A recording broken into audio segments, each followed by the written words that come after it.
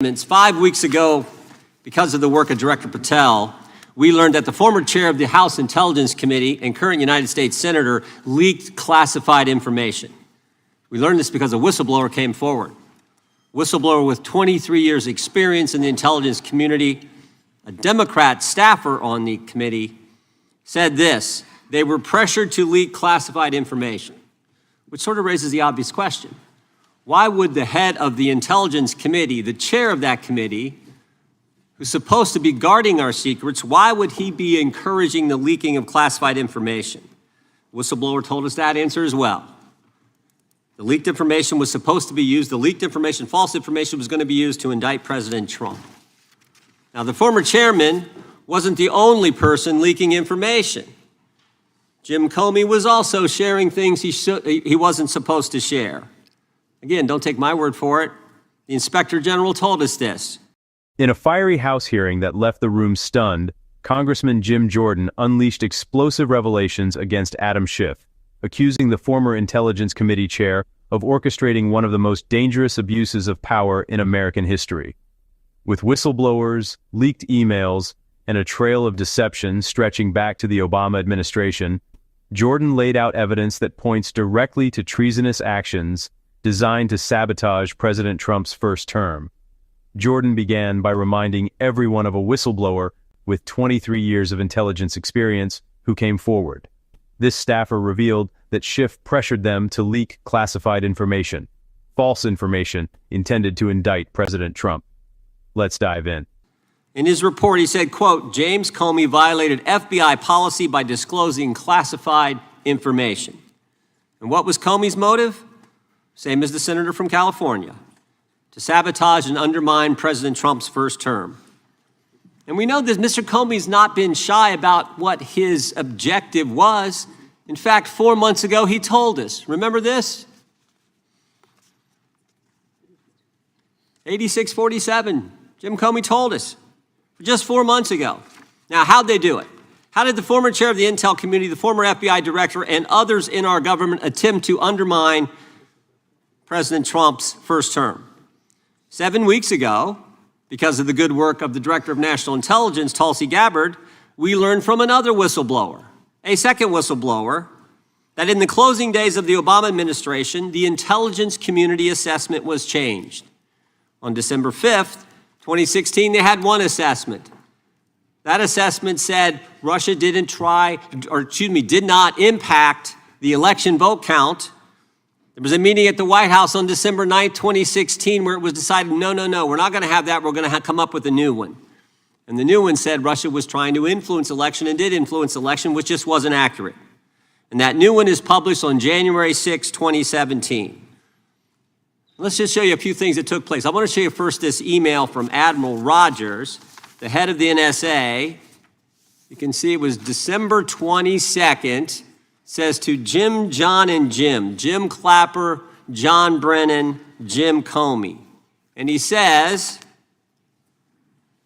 I asked my team if they've had sufficient access to the underlying intelligence, sufficient time to review that intelligence. On both points, my team raised concern. Further states, my folks aren't fully comfortable. A few hours later, there's an email back to Admiral Rogers. This one is from Jim Clapper, and it says this: it is essential that we be on the same page and all of us are supportive of the report in the highest tradition of, that's our story and we're sticking to it. We may have to compromise on our normal modalities. This is one project that has to be a team sport. That's our story, and we're sticking to it. Compromise on normal modalities, that's a fancy way of saying, that's the government speak for we're going to have to change the rules. In fact, we're not going to follow our own rules. And that's exactly what they did, to get the objective they wanted, to undermine President Trump. Now, how did it specifically take place? The whistleblower said that the government officials ignored concerns about discredited information. And what was that discredited information? What was the discredited information that they didn't ignore the concerns about? What did they use, that discredited information? Of course, it was the dossier. The now famous Steele dossier that was paid for by the Clinton campaign when they hired the law firm Perkins Coie, who hired Fusion GPS, who hired the foreigner Christopher Steele, who wrote all this garbage and lies down. That is what was used to change the intelligence community report. And what happens next? What do Jim, John, and Jim do next?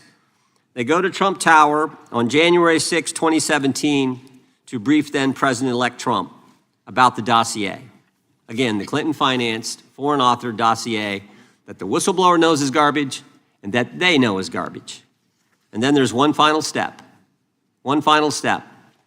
Jim Comey leaves that meeting with the president and immediately leaks to the press that they briefed the president on the discredited information. They briefed the president on the dossier and thereby given it some credibility and creating the basis and the predicate for all they did to the president.